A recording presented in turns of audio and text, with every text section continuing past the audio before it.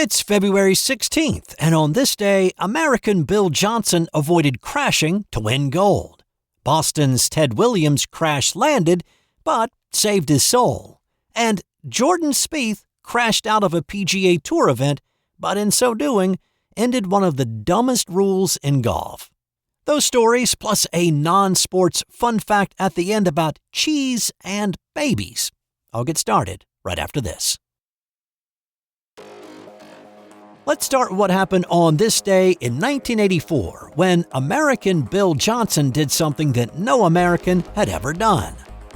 Johnson was an American downhill ski racer with an overwhelming confidence, even for a group of people where confidence is not only a must-have, but also a survival tool. Flying down an icy mountain on fiberglass slats at speeds upwards of 70-80 miles per hour, well, you better be confident that your skis and your skills are going to be able to help you carve those turns and land like butterfly feet off the big bumps. Well, on this day, it was the men's Olympic downhill. The event had been delayed by a week due to poor weather conditions, and maybe it was a little nervous energy or maybe it was young kid cockiness. But while the skiers waited for the weather to turn favorable, Johnson was telling anybody who would listen that he was going to win the gold medal. They should just go ahead and give it to him.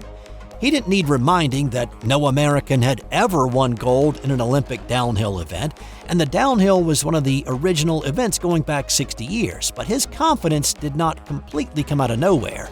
The previous month, Johnson had won a World Cup downhill event in Switzerland. The win barely raised a blip back in the States, but in Europe, it had been an unpopular win. The Austrians, specifically Franz Klammer, who had won gold in the '76 Olympic downhill, called Johnson the nose picker and felt that the kid was not seasoned enough to win in Sarajevo. He'd only been on the World Cup circuit a year and only had the one win. But here's the thing. Mountains are different. Courses on those mountains have certain characteristics, and depending on how the mountain is and the course set up on top of it, a downhiller's skills may fit one and not the other. And so it was in Sarajevo. The course was perfect for Johnson's gliding style. The turns were not super tight and the descent was not as steep as others had been. In the starting gate, the time to beat had been set by Switzerland's Hermann Zurbriggen. The course was broken down into two parts. The top part was a little more technical, the bottom part was wide open, and these guys could just simply let it fly. Through the top section, Johnson was running second, 19/100ths of a second off the pace set by Zurbriggen. In the bottom section, Johnson was in his element, and he was able to stay in his tuck position for the majority of it. Zurbriggen's time will come up on the left. Billy Johnson into the tuck. It's going to be very, very close down here, Frank. And he do it. Yes, he has. He's got it. Johnson has taken the lead from Zurbriggen. We knew that Zurbriggen had a great run. Now Billy Johnson has come down the mountain. He was a little bit behind at the top. He made it up on the bottom. What a great run for Bill Johnson. Oh, I'll tell you, the youngster has been cocky, he's been calm, he's been cool, and he has backed it all up right. He crossed the line in 1 minute 45.59 seconds, 46/100ths of a second in front of Zurbriggen, an average of 65 miles per hour. After his run, he was satisfied he had done what he needed to do. You know, I've been running really well all week long, and all I had to do is be close in the midsection where I'd been having some trouble. And after I got through that part, I said, whoa, you know, I'm carrying some good speed, and I made it through that section. I don't think I lost much time. All I have to do is nail the bottom part, and I went for it on the bottom. But there were still more competitors to make the run down the 2-mile hill, and while others attempted to beat him, Johnson continued to confidently give interviews to the media as if he had already won the gold medal. And here's the thing, he wasn't wrong.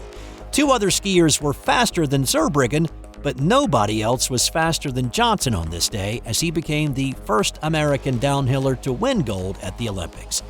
Sadly, things did not go well for Johnson after the Olympics. He had knee and back issues, which caused him to miss out on the 1988 Olympics. He retired from skiing in 1990, but attempted a comeback when he was 40. But a horrible accident in a warm-up race in 2001 put him in a coma for 3 weeks. After that, his health deteriorated. He died in 2016 in an assisted living facility at the age of 55. On this day in 1953, Boston Red Sox outfielder and future Hall of Famer Ted Williams survived after crash landing his military jet. The U.S. military had been involved in the Korean War for about 2.5 years at this point, and Williams, a member of the Marine Reserves, had been activated in 1952. He wasn't overly happy about it, but once he passed his physical, there wasn't much that he could do about it. He couldn't protest or try to get a deferment. He'd successfully gotten his Draft 1A status changed to 3A during World War II, but faced an intense backlash from the public and his sponsors after doing so. He'd lost his endorsement deal with Quaker Oats because of it. So after playing just 6 games in the 52 season, he went back into the Marine Corps as a pilot. The last game before he departed for pilot retraining, the Red Sox had Ted Williams Day. The fans at the ballpark sang Auld Lang Syne to him at the end of the pregame ceremony that moved the stoic Williams to tears. He had a 2-run homer in the 7th, and the Sox won the game 5-3. Well, on this day, Williams was flying his midnight blue F9F Panther. Observers at the airfield said they saw Williams' plane coming in heavy and fast. They could tell that the pilot was struggling to keep the jet in alignment with the runway. A ribbon of fire was streaming out of the back of it, with smoke billowing behind. The plane was flying too low for Williams to eject, leaving him only one option. He had to pull off an emergency landing. He could not deploy the landing gear, but he was able to land the plane on its belly. The Panther skidded nearly a mile down the runway tarmac, with a cascade of sparks behind it. Just before it came to a full stop, the nose of the plane burst into flames, which threatened Williams in the cockpit. He was able to blow the canopy off, wiggle his way out of the plane, and then limp away from the now-destroyed F9F Panther. Williams only suffered minor injuries. He finished out his tour in Korea without any further incidents. He returned to the Red Sox in August and played a total of 37 games that season. On this day in 1926, a women's tennis match caused the world to stand still for a brief moment. Now, that is a bit of an overstatement, but not really by much. This match was huge, and in fact, it was called the match of the century at the time, and still, 100 years later, it's referred to as the match of the century. So this match was between the French champion Suzanne Lenglen and U.S. champion Helen Wills, held at the Carlton Club tournament in Cannes. By this point in her career, the 27-year-old Lenglen had won Wimbledon 6 times, and the French championship 5. She was branded as the Goddess by the French press for her exceptional skill and grace on the tennis court. And except for a retirement during a match in 1921 in the U.S. Championships, she had never lost a match. She was also pretty revolutionary, choosing to buck the traditional tennis outfit of the time of ankle-length skirts and high-collared blouses, wearing knee-length pleated skirts and sleeveless tops to win her tournament titles. Wills was 6 years younger, and she was the first woman to achieve notoriety and status as a female athlete in the U.S. She was a 3-time U.S. champion while still a student at UC Berkeley. After winning her 3rd U.S. title in 1923, the international press was anxious to see Lenglen and Wills face each other on the court. It wasn't until Wills decided to start playing internationally in 1926 that it finally came to fruition. While the women were not officially seeded in this tournament, the organizers understood what they had. So when they set up the draw for the 56 players entered, they put Lenglen and Wills on opposite sides, ensuring that if they met, it would be in the final. The plan worked to perfection, with neither woman dropping a game in their 3 wins to reach the final on this day.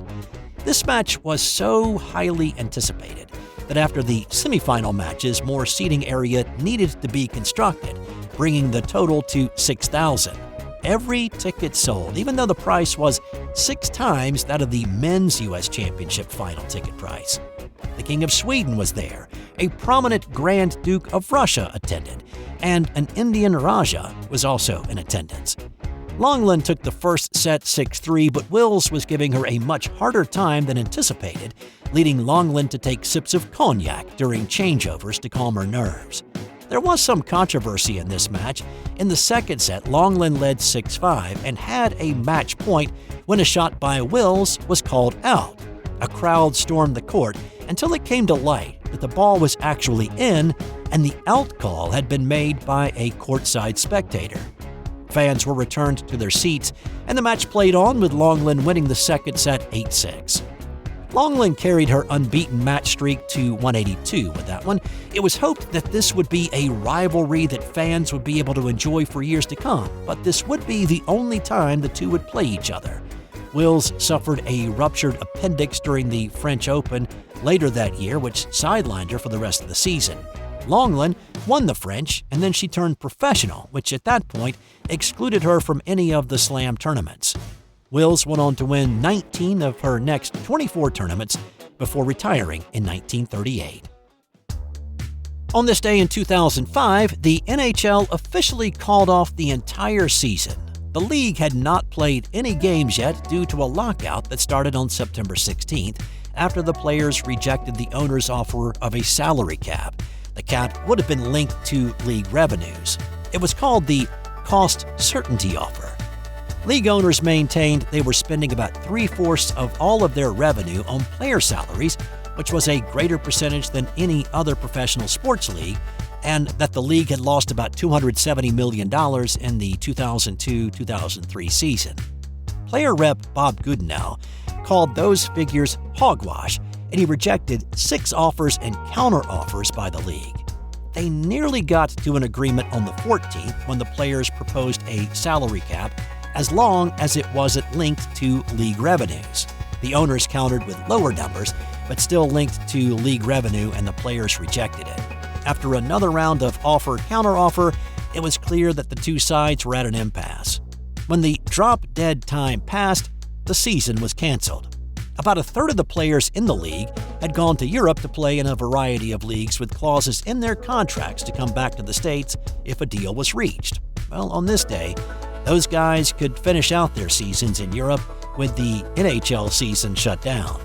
It was the first time in North American sports history that an entire season of a major league had been canceled, and it was the first time the Stanley Cup was not awarded since the Spanish flu epidemic of 1919.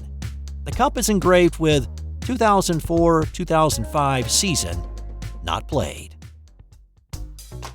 On this day in 2024, Jordan Spieth was disqualified from the Genesis Invitational for signing for an incorrect score on his scorecard. After shooting a legitimate 73, Spieth signed for a 72 on his card. He admitted later that he'd really had to go to the bathroom, and he scanned the card and signed it in haste. The error was due to his playing partner writing down a par 3 at the 4th hole instead of the bogey 4 that he really had. Spieth struggled a bit the rest of the way with 3 more bogeys and a double, and that may have also weighed on his mind. Signed the card, hit the head, and then head to the range. His second round 73, coupled with an opening round 66, would have allowed Spieth to play the weekend. But once he walked out of the scorer's tent, he was DQ'd.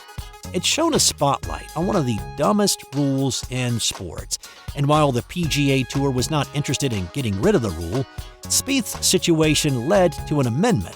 It took 4 months, but in June, the PGA Tour announced that its players now had a 15-minute window to return to the scorer's tent and correct an error on their card. It was nicknamed the Jordan Spieth rule to what happened on this day in 2024. And time now for today's That's Got Nothing to Do with Sports fun fact. Italian moms give rinds of Parmigiano cheese to their teething babies. The good bacteria in the cheese consumes the cheese's lactose, so 26-month-old Parmigiano is safe for babies and the lactose intolerant. That's all I've got for you today. Come on back tomorrow for another edition of This Day in Sports History.